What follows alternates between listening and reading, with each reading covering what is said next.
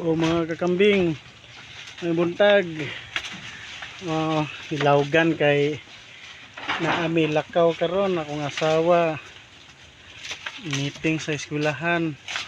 Ako biyahe ko sa Sagbayan hagna. Bali wala gyud makakuan og ilugway, way makahipos. Ako na lang ning gilawgan niya. Kay ba nganong gibitay ni siya. Gibitay ni kay kaning kanding arte kay ni matumban gyud lang dahon o makuan sa ilang ihi, mutapot ng baho. Di na nila kanon.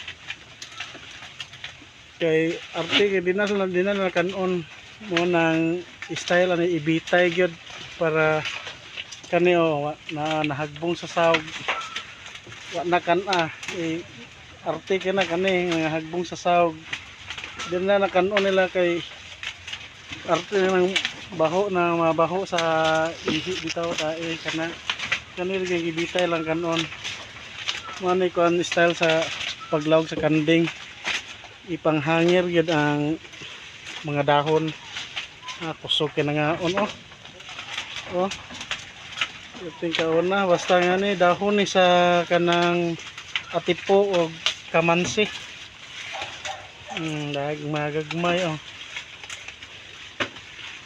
ang turo kana nabutang na sa sawg yang kuan mga dahon. Up manungag oy.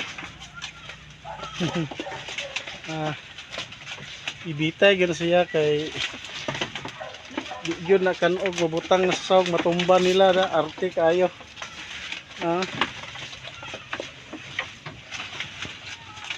Iting kauna nila basta kani nga dahon samot ng dangka.